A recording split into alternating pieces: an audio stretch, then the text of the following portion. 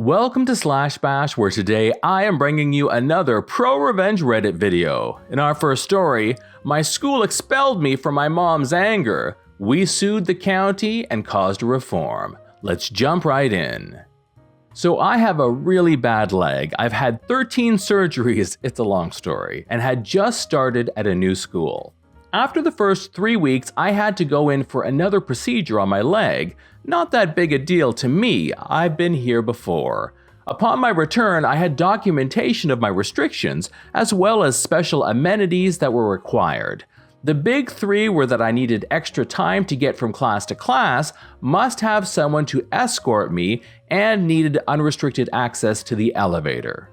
All of these got me recurring problems such as constant harassment by teachers and security about me being in the halls during class time, and why was my cousin out too?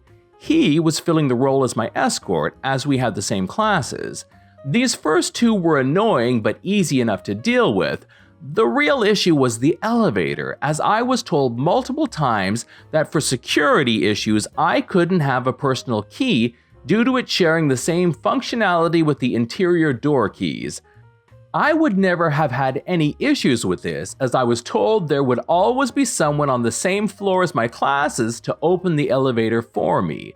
This, of course, was untrue about 75% of the time. The lack of elevator access meant that I was always stuck in the halls when other students were going class to class, and was consistently late due to having to wait for someone to come by and open the door for the elevator. This also meant that I would sometimes be stuck waiting through the entire lunch period, and due to my absences couldn't afford to simply go to lunch after the fact. After about 3 weeks of this, I was tired of not getting to eat lunch, so I did one of the stupidest things I could have attempted and tried to use the stairs. For context, I was not on crutches, I was on a full-blown walker. About halfway down to the landing, I fell. Hard. As lunch was letting out, one of my friends found me, got someone to help pick me up, and carried me to the office. Another of my friends went to find my other cousin. The one who normally escorted me wasn't there due to being sick, so I was without an escort because I couldn't bear the thought of a stranger escorting me. When we got to the office, my cousin managed to get me to calm down enough to give them my mother's number. Now, my mother is quite hot-tempered, but can keep a level head normally. When she heard I fell, she was there in record time. When she got there, she immediately asked what happened. I told her I didn't want to miss lunch again, so I tried to use the stairs. Big mistake, as that set off a Tsar Bomba-sized explosive. She immediately turned around and demanded for the principal and vice principal to get their asses in here ASAP. As soon as the principal and vice principal walked in, she started berating them in a fashion not suitable for most adults to hear, let alone kids.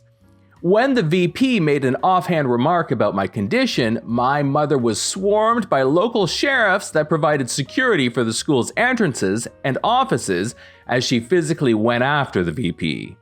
We were escorted out, and after looking at the file and realizing my cousin and I had the same address, they figured out that I didn't actually live there. Now, my grandmother's address was listed as she looked after me after I left school up until around 8 p.m. She also was raising my cousin after an issue between her and my aunt. The school used this as grounds to expel me and told my mother I can be some other school's problem now. I was then enrolled at the school near my house and had to have yet another surgery to repair the damage that was done as a result of my fall and redo the work of the previous procedure. I had gotten multiple statements from teachers as well as my doctors, and my parents were moving forward with a lawsuit naming the VP, the principal, and the county school board. We were contacted by a lawyer who had won multiple cases against our school board, some of which went to the state Supreme Court, and he told us he would take our case pro bono. He was getting tired of going against the board and thought a case like this would be what it took to try and fix their crap. Fast forward 9 months and I was walking out of court with a settlement to cover all my procedures, as well as a written confirmation that the school would be going through a complete administrative overhaul. Both the principal and vice principal would be let go and have their administrative credentials revoked in our state. My new school was informed on day 1 about my medical requirements and my need for a personal elevator key by the superintendent and the head of the State Board of Education. I got my key. Story number 2. Bully my brother? Guess you won't know who blew up the toilet. This is not my story, but from my educational advisor, one of the legit funniest people I have ever met. The other day we were talking about our school times and the differences between being educators and students when she started telling this story. She used to be the model student, getting along with all the teachers and getting the best grades in her classroom, but there was that one teacher she could not get along with. It was her chemistry teacher, and she described her as all teachers have that breaking point where they just start screaming, but hers was incredibly easy to find. Until the point of the start of the story, she was just an unliked teacher and someone my advisor just dealt with.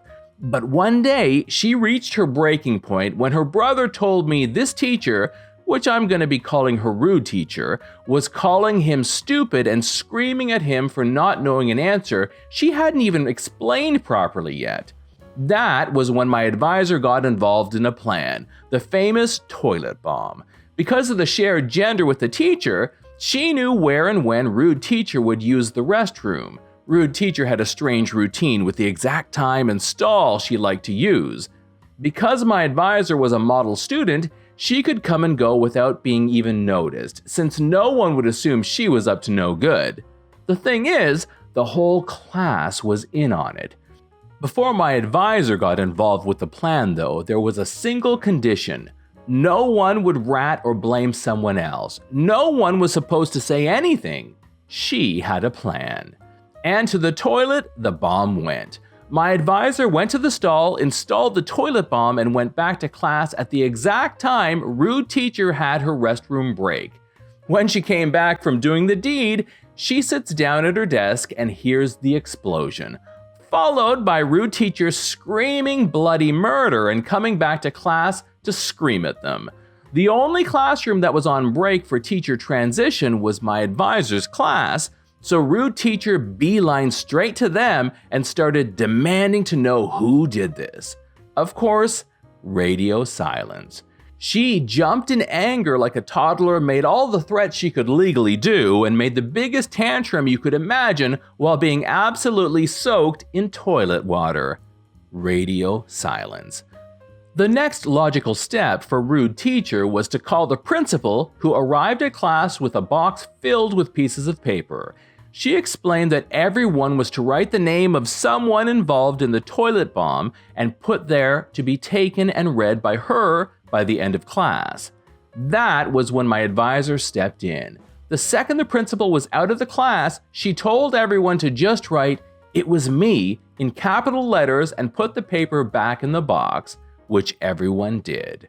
When the principal came back and started looking at the papers in front of the class, she slowly turned from a normal color to a deep fiery red and started throwing her own tantrum.